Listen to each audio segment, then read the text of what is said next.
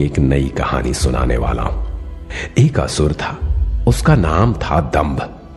दंभ का एक पुत्र हुआ शंखचूड़। शंखचूड़ असल में पिछले जन्म में सुदामा थे, वही सुदामा जो कृष्ण के मित्र थे। राधा के शाप के कारण उनका जन्म असुर के रूप में हुआ। जब शंखचूड़ बड़े हुए तब वो पुष्कर चले गए और वहां ब्रह्मदेव की तपस्या करने लगे। ब्रह्मदेव प्रसन्न हो गए। शंखचूड़, हम तुमसे प्रसन्न हैं और तुम्हें वर देते हैं कि तुम किसी से नहीं हारोगे। इसके बाद तुम बद्रिकाश्रम जाओ, जहां तुम्हें अपनी होने वाली पत्नी मिलेगी, धर्मध्वज की पुत्री तुलसी। शंखचूड़ ने वही किया और उनका विवाह तुलसी से हो गया।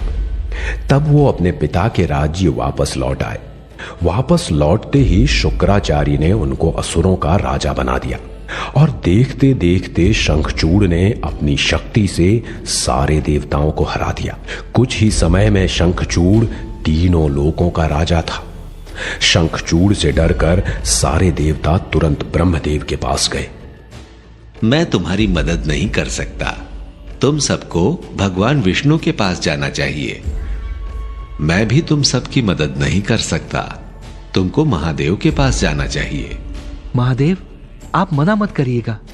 अगर त्रिदेव ही हाथ खड़े कर लेंगे तो हमारा क्या होगा? ऐसा नहीं होगा। मैं वचन देता हूं कि समय आने पर शंखचूड़ का वध होगा। ये सुनकर सारे देवता वापस लौट गए। उनके जाते ही महादेव ने पुष्पदत्त को अपने पास बुलाया। पुष्पदंत, शंखचूड़ के पास जाओ और कहना कि वो शक्तिशाली है, हम सब इसको मानते हैं, लेकिन वो देवताओं का राज्य उनको वापस कर दे। पुष्पदत्त ने शंखचूड़ से ये सब कह दिया। डर गए हैं सब मुझसे, कोई भी मेरा सामना नहीं कर सकते। महादेव भी मेरे सामने आने से डरते हैं, इसलिए अपने दूत को भेज दिया। जाओ, उनसे जाकर कह दो, अगर बात करनी है तो मेरे सामने आए और मुझे हराएं, वरना चुप बैठे रहे। पुष्पदत्त ने ये सब हाल महादेव को कह सुनाया। तब महादेव मुस्कुराए और उन्होंने अपने पुत्रों कार्तिकेय और गणेश को बुलाया। पुत्र कार्तिकेय और पुत्र गणेश, हम एक युद्ध लड़ने जा रहे हैं, तुम्हें भी मेरे साथ चलना होगा। तुम लोग आगे चलकर सेना का नेतृत्व करो और सारे देवताओं का मनोबल बढ़ाओ। मैं पीछे से आता हूं। हम सब चंद्रभाग नदी के किनारे मिलेंगे। सब ने वैसा ही किया। उधर शंखचूड़ को पता चल गया कि महादेव उससे लड़ने के लिए आ रहे हैं, तो उसने अपना राज्य अपने पुत्र को दे दिया और खुद पत्नी के पास चला गया, जिससे उसे बता सके कि वो महादेव से लड़ने जा रहा है। वो महादेव है, उनसे मत लड़ो, उनकी बात मान लो। तुम मूर्ख हो, वो डरते हैं मुझसे। मुझे ब्रह्मदेव का वरदान है कि मुझे कोई नहीं हरा सकता। फिर क्या एक भगवान दूसरे भगवान का वरदान काटेंगे? तुम चिंता मत करो। शंखचूड़ ने अपनी सेना को इकट्ठा किया और चंद्रभाग नदी की तरफ कूच कर दिया। वहां पहुंचते ही एक महायुद्ध शुरू हो गया। हर तरफ से ताकतवर अस्त्र शस्त्र चलने लगे। देवता और असुर एक दूसरे को मारने लगे। देवता एक बार फिर डर गए और लड़ाई छोड़कर महादेव के पास भाग खड़े हुए। महादेव, कुछ करिए, शंखचूड़ की सेना को हराना नामुमकिन है। हमारी सेना हार रही है, हमारी किसी भी शक्ति का कोई असर शंखचूड़ पर होता ही नहीं। कार्तिकेय और गणेश, तुम दोनों आगे जाओ। कार्तिकेय और गणेश ने आगे जाकर युद्ध को घमासान कर दिया। उनके जैसा योद्धा असुरों ने कभी नहीं देखा था। वो दोनों बहुत ही आसानी से असुर सेना को खत्म कर रहे थे। पीछे से उनकी मदद करने भद्रकाली भी आ गई। चाहती तो भद्रकाली भी शंखचूड़ को एक पल में खत्म कर सकती थी, लेकिन वो ब्रह्मदेव के वरदान की मानहानि नहीं करना चाहती थी, तो उन्होंने ध्यान केवल सेना पर दिया। देख रहे हो, भद्रकाली भी मुझसे लड़ने से डरती है। अंत में महादेव युद्ध में शामिल हुए। उन्होंने सीधे शंखचूड़ से लड़ना चुना। दोनों में घमासान युद्ध होने लगा। सारी तरफ की सेनाएं रुककर उन दोनों का युद्ध देखने लगी। महादेव कोई भी वार करते वो शंखचूड़ के कवच को भेद ही नहीं पाता। उन्होंने हर हथियार आजमा कर देख लिया, लेकिन सब असफल। ऐसा करते करते दिन बीत गए। वो लोग युद्ध के नियम मानते थे और रात को युद्ध रुक जाता था। जब कई दिन बीत गए तो देवता महादेव के पास आए। ब्रह्मदेव का वरदान कवच बनकर शंखचूड़ की मदद कर रहा है। उसके उतरे बिना शंखचूड़ को हराया नहीं जा सकता। आप लोग सही कह रहे हैं। मैं चाहकर भी ब्रह्मदेव का वरदान नहीं काट सकता। तो अब क्या करेंगे? तभी वहां पर भगवान विष्णु आ गए। मैं मदद करूंगा।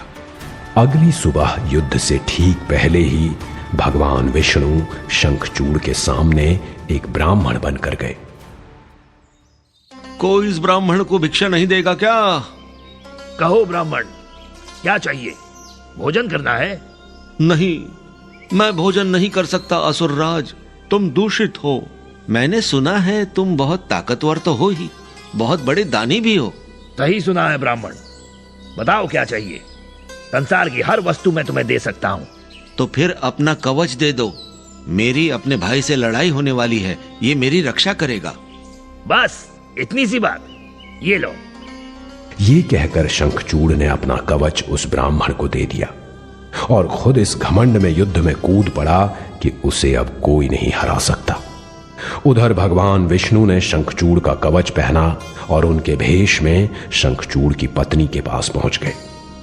शंखचूड़ के ना हारने का एक कारण यह भी था कि उसकी पत्नी बहुत पतिव्रता थी और उसके धर्म की वजह से उसको कोई हरा नहीं सकता था। भगवान विष्णु ने शंखचूड़ का रूप धरकर तुलसी का पतिव्रत धर्म दूषित कर दिया। उसकी वजह से शंखचूड़ की शक्ति कमजोर पड़ गई। महादेव, यही मौका है, आप शंखचूड़ के प्राण हर लीजिए। महादेव ने वही किया। उन्होंने मुझे अपने हाथों में लिया और शंखचूड़ के सीने की तरफ फेंक दिया। मैं सीधे उसके सीने में धंस गया और उसके प्राण खींच ले आया। शंखचूड़ के मरते ही असुर सेना भाग खड़ी हुई और देवता खुश हो गए। उसके बाद महादेव ने स्वर्गलोक देवताओं को दे दिया और खुद अपनी पत्नी और पुत्रों के साथ कैलाश लौट गए। दूसरी तरफ नीचे जैसे ही तुलसी को पता चला कि उनका पति शंखचूड़ मारा गया है और जो उनसे मिलने आया था वो कोई और नहीं भगवान विष्णु थे, तो उन्होंने उनको शाप दिया। विष्णु, तुमने मेरे साथ छल किया है, एक पतिव्रता स्त्री का धर्म नष्ट किया है।